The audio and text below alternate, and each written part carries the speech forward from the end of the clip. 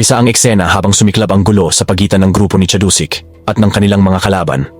Dalawang lalaki mula sa kabilang grupo ay nagsimulang daigin ang mga tauhan ni Chadusik isa-isa. Kahit na isa sa mga tauhan ni Chadusik ay nagawang tamaan ito, agad na gumanti ang kanyang kalaban sa pagbunot ng kutsilyo. Sumigaw ang lalaki upang sabihan ang kanyang mga kasamahan na ngayon ay armado na ang mga kalaban. Biglang dumating ang saklolo para sa grupo ni Chadusik.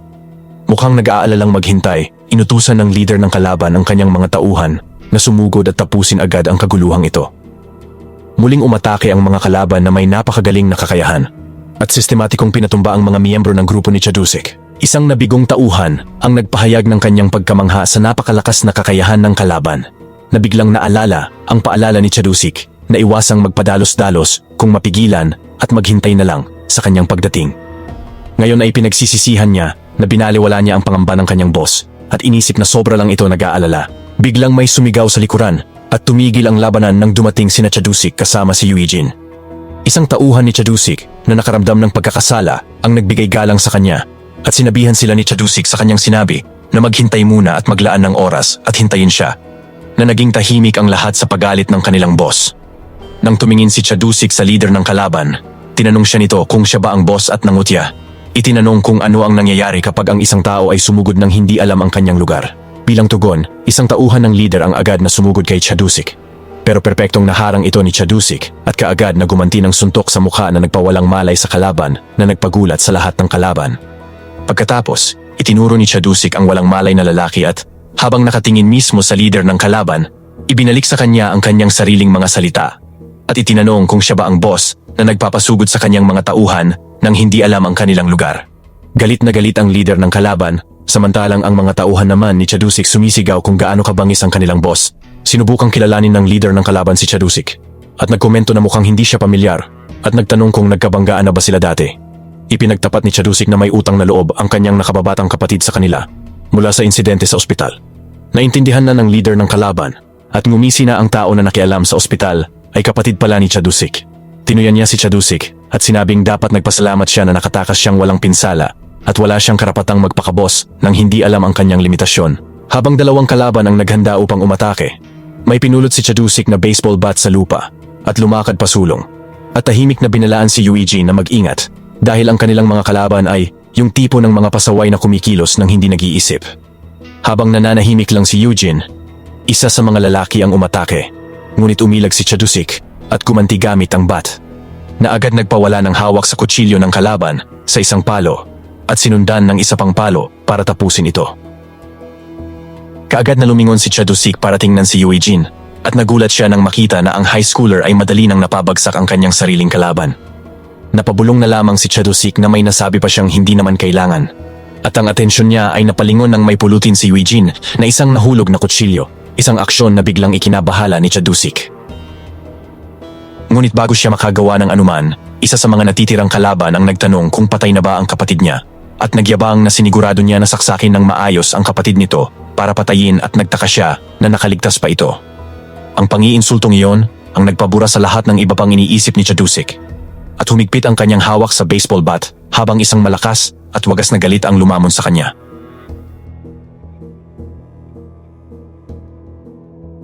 Simula ang eksena hawak ang kutsilyo. Papalapit ang kalaban habang nakahanda si Chadusik sa laban. Mabilis na umatake si Chadusik, ngunit mabilis na umilag ang kalaban at umatake pabalik. Pero naharang din agad ito ni Chadusik at agad ginamit ang kanyang bat na nagpaurong sa kalaban.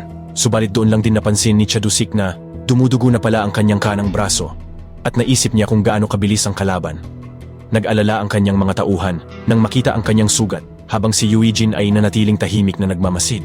Walang humpay na nilusob ng kalaban si Chadusik at inamin ni Chadusik sa sarili na talagang magaling ito sa kutsilyo. Subalit biglang nagsalita ang leader ng kalaban. Nagulat daw siya sa kahinaan ng mga gang sa lugar na iyon. Mayabang niyang sinabi na hindi tulad nila, ang kanyang grupo ay lumalaban ng buong tapang para protektahan ang kanilang teritoryo at inihambing ang mga lokal sa mga duwag na hayop na tumatakbo kapag nakatagpo ng tunay na peligro. Nakakatawa para sa kanya na ang mga mahihinang tulad nila ay nagkukunwaring matatapang at umaani ng lahat ng biyaya. Naiinis sa kalaban, sinabihan ni Chadusik ang leader na napakadaldal nito. Nang muling umatake ang kalaban, hinarang ni Chadusik at inasar ang walang kwentang atake nito. Biglang nagbago ng paraan ng kalaban at sinuntok si Chadusik sa mukha Ngunit nagulat ito nang walang naging epekto. Minura ni Chadusik ang kalaban, sinabing magaling man ito sa kutsilyo. Mahina naman ang kanyang mga suntok. Hinigpitan niya lalo ang hawak sa kamay ng kalaban na may hawak na kutsilyo. Agad ding inatake ni Chadusik gamit ang kanyang ulo na nagpadugo sa mukha ng kalaban. Subalit hindi pa tapos, naghandang hinataw ulit ni Chadusik ang ulo nito gamit ang kanyang bat na nagpawala ng malay ng kalaban, na nagbigay ng sobrang tuwa sa kanyang mga tauhan sa tagumpay ng kanilang boss. Tiningnan muli ni Chadusik ang leader ng kalaban at kalmadong sinabi na wala namang kakaiba sa mga bata nito na sobrang ikinagalit ng leader. Dahil dito, ang dalawang natitirang kalaban ay sumugod kay Chadusik. Isang tauhan ni Chadusik ang humiyaw bilang babala, ngunit si Eugene ang umabante para salubungin sila.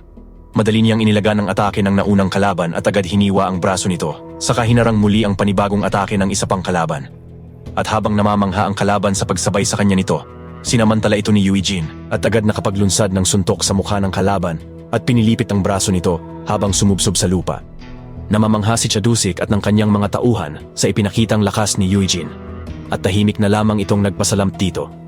Habang makikita naman ang isa sa tauhan ni Chadusik na napapaisip na ngayon na uunawaan na niya kung bakit takot na takot sa kanya ang mga tao. Dahil matatawag pala talaga itong isang halimaw.